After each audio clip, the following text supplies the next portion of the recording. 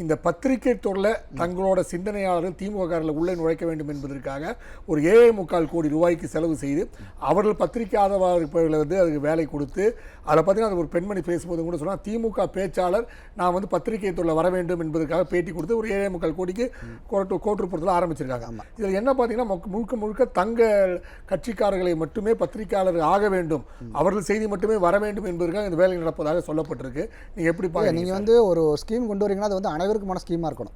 இப்போ நீங்கள் ஒரு ரூலிங் கவர்மெண்ட், நீங்கள் வந்து இப்போ டிஎம்கேவாக இருக்கிறத விட நீங்கள் வந்து ஒரு ரூலிங் பார்ட்டினா நீங்கள் வந்து நீங்கள் உங்களை செய்கிற திட்டங்கள் வந்து அனைத்து மக்களையுமே சென்றடையும். நீங்கள் குறிப்பிட்ட ஒரு பகுதியினருக்கு செய்கிறதா இருந்தால் நீங்கள் சொந்த காசில் பண்ணிட்டு போங்க. அதே நீங்கள் கவர்மெண்ட் காசில் எல்லாரோட டாக்ஸ் பேல நீங்கள் ஏன் பண்ணுறீங்க? அது அவசியம் கிடையாது. இவங்க சமயம் இந்த பொள்ளாச்சியில் ஒரு ஸ்கூலில் ஒரு ஃபங்க்ஷன் நடக்கும்போது வந்து ஸ்கூல் பிள்ளைங்களை கட்டாயப்படுத்தி கூட்டிகிட்டு போனாங்க.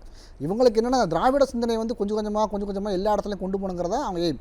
முக்கியமாக பத்திரிகை துறை தன் கண்ட்ரோலில் வச்சுருக்கணும். இப்போ நீங்கள் பல விஷயங்கள் பார்க்குறீங்கன்னா வந்து அந்த விஷயங்கள் வெளியே வரல அப்படின்னா எல்லா கண்ட்ரோலும் இவங்க கிட்ட தான் இருக்கும். இன்றைக்கி காலையில் நீங்கள் என்ன பேப்பர் படிக்கணும், என்ன நியூஸ் வெளியே வரணும், என்ன தப்பு நடந்தாலும் வெளியே தெரியாமல் இருக்கிறதுக்கான எல்லா வேலைகளையும் அவங்க பார்க்கக்கூடியவங்க தான். திராவிட சிந்தனைங்கிறத உங்களுக்கு இந்த சின்ன வயசுலேருந்து விதைச்சிட்டோம் அப்படின்னா வந்து ஆட்டோமேட்டிக்காக வேற எங்கேயும் போக மாட்டான்.